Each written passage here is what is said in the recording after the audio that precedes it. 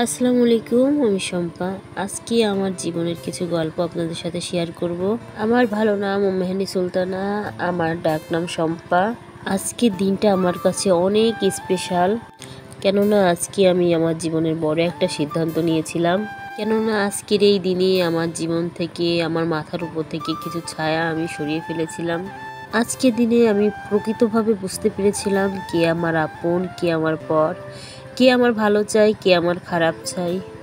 আজকের এই দিনে আমার জীবনে শুরু হয়েছিল নতুন একটা যুদ্ধ, যে যুদ্ধে পাশে ছিল আমার বাবা মা এবং আমার স্বামী। যারা পাশে ছিল না, সাথে ছিল না, তাদের কাছে আমি অনেক অনেক কৃতজ্ঞ।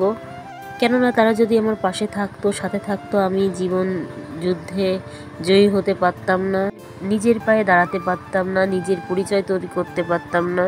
শুধু যে পাশ থেকে মানুষ সরে গেছে তা না, কিছু কিছু নতুন নতুন মানুষ এসেছে জীবনে, যারা আমার জীবনটাকে বদলে দিয়েছে।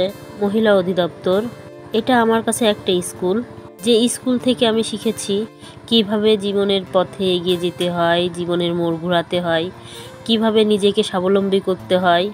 একটা স্কুলে যেমন অনেক রকম শিক্ষক থাকে, শিক্ষিকা থাকে, তারা বিভিন্ন রকম সাবজেক্ট নিয়ে লেখাপড়া করায়। আমার জীবনেও ঠিক সেরকম কিছু শিক্ষক ছিল। কারো কাছ থেকে আমি রান্নাবান্না শিখেছি, কারো কাছ থেকে আমি কাপড় তৈরি করা শিখেছি, কারো কাছ থেকে সেলাই শিখেছি, কারো কাছ থেকে ব্লক বাটিক শিখেছি, কারো কাছ থেকে কেউ শিখিয়েছে কিভাবে নিজের মেরুদণ্ড সোজা রেখে নিজের পায়ে দাঁড়ানো যায়। আমার এই শিক্ষিকাদের কাছে আমি অনেক অনেক কৃতজ্ঞ। প্রথমে আমি মহিলা অধিদপ্তর থেকে একটা প্রশিক্ষণ নিই, সেখান থেকে আমাকে ৬,৫০০ টাকা একটা ভাতা দেওয়া হয় এবং সেই টাকা দিয়ে প্রথমে আমি একটা কাপড়ের ব্যবসা শুরু করি। আলহামদুলিল্লাহ, আমার কাপড়ের ব্যবসা খুব ভালো চলছিল। তাই আমি মহিলা অধিদপ্তর ম্যামের কাছে যেয়ে বলি এবং ম্যাডামের কাছ থেকে পরামর্শ নিয়ে আমি মহিলা অধিদপ্তর থেকে ১৫,০০০ টাকা লোন নিই এবং আমি সেই টাকা থেকে আবারও কাপড় নিয়ে আসি। আলহামদুলিল্লাহ, আস্তে আস্তে করে আমার ব্যবসাটা বড় হতে থাকে এবং ব্যবসাটা সুন্দরভাবে চলতে থাকে এবং পাশাপাশি আমি কাপড় তৈরি করি। আলহামদুলিল্লাহ, আমার ব্যবসাটা আস্তে আস্তে করে অনেকটাই বড় হয়ে গিয়েছিল। যেহেতু আমি বাসায় বসে কাজ করি, তাই ভাবছিলাম আরেকটা ব্যবসা যদি আমি শুরু করতে পারতাম, তাহলে আমার অসুস্থ স্বামী এবং সন্তানদের আরও ভালো করে খেয়াল রাখতে পারতাম। যে ভাবনা সেই কাজ। আমি আবারও যাই মহিলা অধিদপ্তরে ম্যাডামের কাছে, ওনার থেকেই পরামর্শ নিয়ে আমি আবারও খাবারের বিজনেস শুরু করি এবং মহিলা অধিদপ্তর থেকেই প্রথম আমাকে খাবারের অর্ডার দিয়ে আমার ব্যবসাটাকে শুরু করে দেয় আমাদের মহিলা অধিদপ্তরের ম্যাম।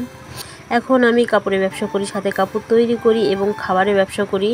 কেক, পিৎজা, বিভিন্ন রকম বড় বড় অর্ডার আমার কাছে আসে এবং আমি সেগুলো সুন্দরভাবে সম্পন্ন করার চেষ্টা করি। আলহামদুলিল্লাহ, যারা আমাকে ভালোবাসে তাদের দোয়ায় এখন আমার ব্যবসাটা আলহামদুলিল্লাহ অনেক ভালো চলছে। পাশাপাশি আমি নতুন একটা বিজনেস শুরু করছি, ক্যাটারিং সার্ভিস। সময় আমাকে ভাবতে হতো কিভাবে আমি অসুস্থ স্বামীর মুখে দুটো ভাত তুলে দেবো, নিজের সন্তানদেরকে কিভাবে মানুষ করব। আলহামদুলিল্লাহ, আল্লাহর কাছে লাখো কোটি শুকরিয়া। আমার জীবনে এমন কিছু মানুষকে এনে দিয়েছে, জন্য আমার একটা নাম হয়েছে, পরিচয় হয়েছে, যাদের জন্য আমার স্বামীর পাশে আমি দাঁড়াতে পেরেছি, তাকে একটু সুস্থ করতে পেরেছি, নিজের ছেলে মেয়েকে ঠিকমতো স্কুলে পাঠাতে পারছি, তাদের মুখে দুটো খাবার তুলে দিতে পারতেছি, আমার স্বামীকে একটা দোকান করে দিতে পেরেছি। তখন থেকে আমার একটাই লক্ষ্য, যারা আমার মতো মেয়েরা আছে তাদের পাশে এসে দাঁড়ানো। যারা টাকা পয়সার অভাবে কিছু করতে পারতেছে না, শিখতে পারতেছে না, আমি তাদের পাশে দাঁড়াতে চাই। আমি তাদেরকে টাকা দিয়ে না, তাদেরকে কর্ম শিখিয়ে তাদেরকে প্রতিষ্ঠিত করতে চাই, যাতে তাদের নিজের পরিচয় নিজেরা তৈরি করতে পারে, সেরকম একটা কাজ আমি তাদেরকে শেখাতে চাই। আমি সবার কাছে একটা অনুরোধই করব, আপনাদের আত্মীয় স্বজন যখন বিপদে পড়বে, যদি দেখেন কখনো আপনার আত্মীয় স্বজন বিপদে পড়েছে, প্লিজ তাদের পাশে থাকবেন, কখনোই তাদের অবহেলা করবেন না। কখন কার জীবনে কি দুর্দিন চলে আসে কেউ বলতে পারে না। যাই হোক, সবাই আমার শম্পা উইথ ডেইলি লাইফের পাশে থাকবেন, সাথে থাকবেন।